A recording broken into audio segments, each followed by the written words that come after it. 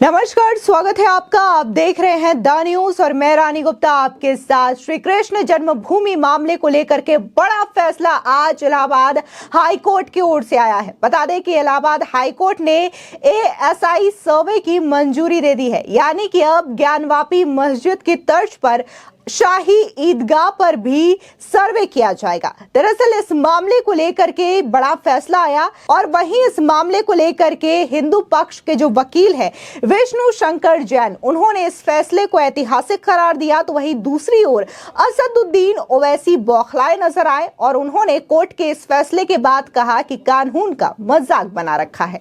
बता दें कि मथुरा में मौजूद श्री कृष्ण जन्मभूमि से सटी शाही ईदगाह मस्जिद का एएसआई सर्वे एडवोकेट कमिश्नर से कराने के लिए इलाहाबाद हाईकोर्ट ने इजाजत दे दी है। विवादित परिसर का सर्वेक्षण एडवोकेट कमिश्नर से कराए जाने की मांग इलाहाबाद हाईकोर्ट ने मंजूर कर ली है और ज्ञानवापी की तर्ज पर मथुरा के विवादित परिसर का भी सर्वे होगा। वहीं एडवोकेट कमिश्नर वीडियोग्राफी और फोटोग्राफी के जरिए सर्वेक्षण कर सकेंगे। एडवोकेट कमिश्नर कौन होगा और कब से सर्वेक्षण शुरू होगा, इस पर हाईकोर्ट 18 दिसंबर को सुनवाई करेगा। लेकिन इन सब के बीच में एआईएमआईएम चीफ और लोकसभा सांसद असदुद्दीन ओवैसी ने बड़ा बयान दिया। उन्होंने कहा कि कानून का मजाक बना दिया है। तो वहीं दूसरी ओर कृष्ण जन्मभूमि मामले पर हिंदू पक्ष के वकील विष्णु शंकर जैन ने कहा कि इलाहाबाद हाईकोर्ट ने हमारे आवेदन को स्वीकार कर लिया है, जहां हमने एडवोकेट कमिश्नर द्वारा सर्वेक्षण की मांग की थी। 18 दिसंबर को रूपरेखा तय होगी और कोर्ट ने शाही ईदगाह मस्जिद की दलीलें खारिज कर दी है। ये कोर्ट का एक ऐतिहासिक फैसला है। सुनिए विष्णु शंकर जैन क्या कह रहे हैं। कृष्ण जन्मभूमि के केस में जो शाही ईदगाह मस्जिद है उसमें एडवोकेट कमीशन के द्वारा सर्वे किया जाए, ऐसी हमारी मांग थी। इसके लिए हमने एप्लीकेशन मूव की थी माननीय इलाहाबाद हाईकोर्ट में। एप्लीकेशन का नंबर है एप्लीकेशन 130 का।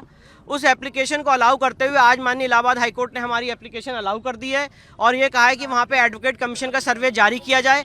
एडवोकेट कमीशन के सर्वे में कौन कौन होगा, कितने मेंबर पैनल बने, कितने बजे से होगा, कौन कौन उसमें जाएगा, वो सारे मोडालिटीज कोर्ट 18 दिसंबर को तय करेगी। अच्छा, कितनी बड़ी जीत मानते हैं ये, क्योंकि जिस तरह की मांग कर रहे हैं? देखिए, मैं एक वकील हूँ और एक लॉयर होने के नाते मेरी ड्यूटी है कि जो केस के हमारे फैक्ट्स हैं उसको और पुख्ता किया जाए और उसके लिए हमने ये एप्लीकेशन मूव की थी ऑर्डर 26 रूल 9 में, जिसको आज माननीय न्यायालय ने अलाउ किया। अच्छा, क्या आपने दलील दी थी उस समय कि किस तरह से जो है अयोध्या में भी इस तरह से किया? देखिए, हमारे मेन फैक्ट्स ये थे कि ये ऐसा जटिल केस है जिसके लिए वस्तु स्थिति तय करना बहुत जरूरी है, जिसके लिए स्पॉट पोजीशन तय करना बहुत जरूरी है। आपको बता दें कि कहीं ना कहीं इसे एक बड़ी जीत के तौर पर देखा जा रहा है। जिस तरीके से ज्ञानवापी मस्जिद पे भी एएसआई सर्वे को लेकर के पिछले कई दिनों तक सुनवाई हुई, उसके बाद बकायदा कोर्ट ने इजाजत दी कि वहां पर सर्वेक्षण कराया जा सकता है वीडियोग्राफी और फोटोग्राफी के जरिए।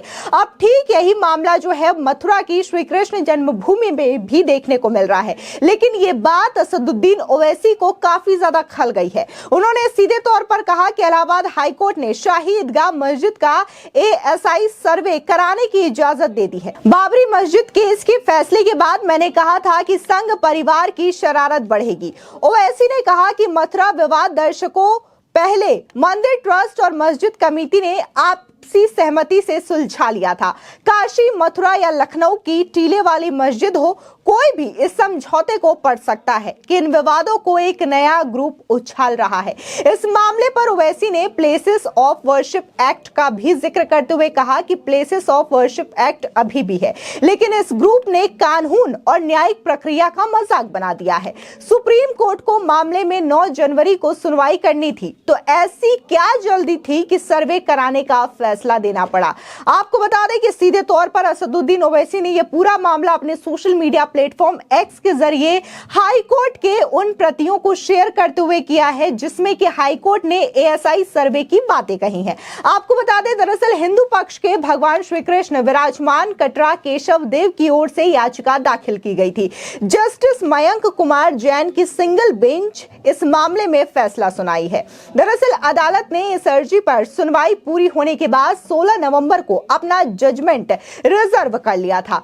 कोर्ट कमिश्नर की नियुक्ति के बाद हाईकोर्ट ऑर्डर 7 रूल 11 के तहत मथुरा विवाद को लेकर दाखिल किए गए वाद यानी कि मुकदमों की पोषणीयता पर सुनवाई करेगी। आपको बता दें, दरअसल हिंदू पक्ष की ओर से आज एक और अर्जी दाखिल की गई है। इस अर्जी में मथुरा विवाद से जुड़े सभी मुकदमों की सुनवाई एक साथ किए जाने की अपील की गई है। भगवान श्री कृष्ण विराजमान कटरा केशव देव की ओर से ही ये अर्जी दाखिल की गई है। मथुरा की श्री कृष्ण जन्मभूमि और शाही ईदगाह मस्जिद को लेकर अब तक कुल 18 मुकदमे दाखिल किए गए हैं। इन सभी मुकदमों की सुनवाई इलाहाबाद हाईकोर्ट सीधे तौर पर कर रहा है। मथुरा की जिला अदालत के बजाय हाईकोर्ट में सीधे तौर पर इन मामलों की सुनवाई हो रही है। दरअसल अयोध्या विवाद की तर्ज पर मूल वाद की सुनवाई सीधे तौर पर हाईकोर्ट में हो रही है। दूसरी अर्जियों में अमीन के जरिए सर्वेक्षण कराए जाने की मांग की गई है। अमीन सर्वेक्षण और दूसरे अर्जियों पर हाईकोर्ट 18 दिसंबर के बाद सुनवाई करेगा। वहीं श्री कृष्ण जन्मभूमि और शाही ईदगाह मस्जिद के बीच जमीन विवाद को लेकर हिंदू पक्ष की ओर से मथुरा की अदालत में कई याचिकाएं दाखिल की गई थी। इन याचिकाओं के जरिए दावा किया गया है कि जिस जगह पर शाही ईदगाह मस्जिद कायम है वो जगह पहले भगवान श्री कृष्ण की जन्मभूमि का हिस्सा थी।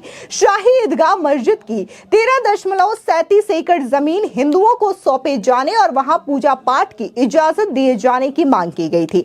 इस बारे में 1968 को हुए समझौते को गलत बताया गया था। इलाहाबाद हाईकोर्ट ने 26 मई 2023 को मथुरा विवाद से जुड़े सभी मामलों पर सीधे तौर पर सुनवाई करने का फैसला किया था। दरअसल जस्टिस अरविंद कुमार मिश्रा की सिंगल बेंच ने फैसला सुनाते हुए मथुरा की जिला कोर्ट ने सभी रिकॉर्ड तलब कर लिए थे। अक्टूबर महीने से हाईकोर्ट में सीधे तौर पर मथुरा विवाद से जुड़े मुकदमों की सुनवाई हो रही है।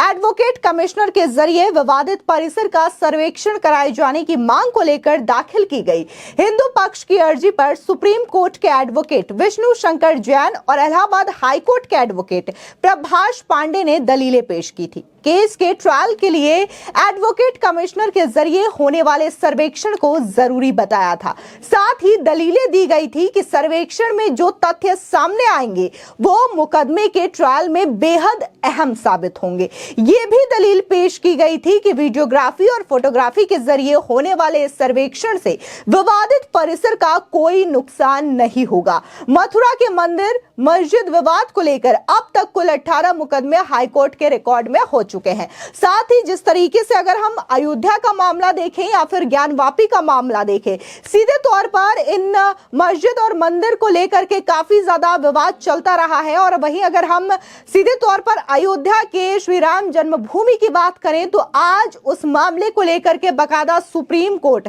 जो कि देश की सर्वोच्च अदालत है, उसने अपना फैसला सुनाया। और अगर आज की डेट की बात करें तो वहां पर भव्य श्री राम मंदिर बन रहा है। लगभग मंदिर का कार्य पूरा हो चुका है और 22 जनवरी 2024 को इसका उद्घाटन होगा और वहां पर भगवान रामलला विराजमान होंगे। तो वहीं दूसरी ओर अगर हम ज्ञानवापी की बात करें तो वहां पर भी लगातार एएसआई का सर्वे हो चुका है। इसकी रिपोर्ट जो है वो ऑलरेडी कोर्ट में सबमिट की जा चुकी है। इस मामले को लेकर के सुनवाई चल रही है। तो वहीं दूसरी ओर मथुरा, जो कि सबसे विवादित रहा है इन तीनों में से, उसको भी अब बकायदा हाईकोर्ट की ओर से मंजूरी दे दी गई है कि वहां पर भी एएसआई सर्वे करे और जो भी तथ्य है उसे कोर्ट के सामने पेश करे। फिलहाल इस पूरे मामले को लेकर के आपकी क्या राय है, हमारे कमेंट सेक्शन में जरूर बताएं। धन्यवाद।